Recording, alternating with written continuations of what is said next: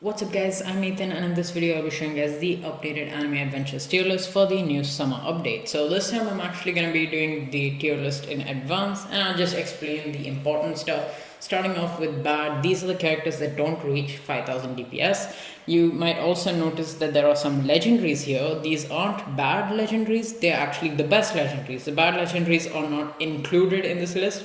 But we have Hisoka who stuns and slows, Blackbeard who has his curse, Magnus, which is a good burn DPS, Rukia full away freeze, and Nobara, which is pretty good for bleed as well as hitting air.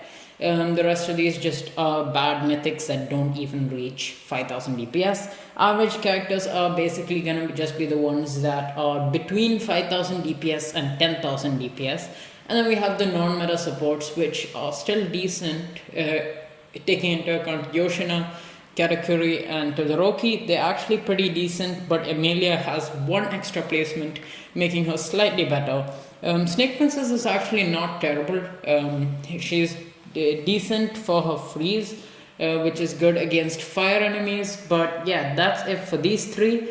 Then next up we have the good ground units as well as the good hybrid units. These are the ones which have above 10,000 DPS or they're just good for some other reason.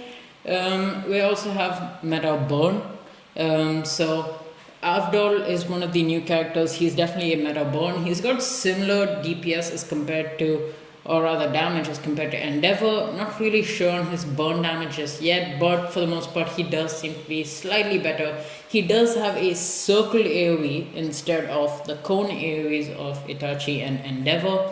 Another new character we got is going to be Horrible Shark Empress, which is basically a pretty decent hill.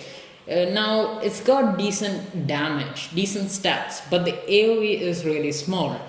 We also have Kisame here, who's actually just gonna be a good ground, and he's probably the worst character that we got this update. He's still not terrible, he's got over 20,000 DPS, it's just that compared to the other characters, he's pretty weak. Next up we have Meta Bleed, which includes Daki and Ban. Well, technically Guts is also a Meta Bleed, but the thing is Guts has insanely high damage, even not including the Bleed. He is comparable with regular Meta Hill or hybrid units. Still, Greed and Daki are pretty decent. The meta supports basically have all of the good supports. Homura is kind of good as a damage dealing unit as well, but I just put her in meta support for now. We have Meta Ground, which includes one of the new units, which is Goldie Roger. Goldie Roger is basically like Dio Overheaven in terms of his rarity. He is another secret unit which is extremely rare to get from the capsule. Well, some people are saying that he's a bit more common than Dio. He's got the highest group DPS in game. What I mean by group DPS is basically when you place down all of them.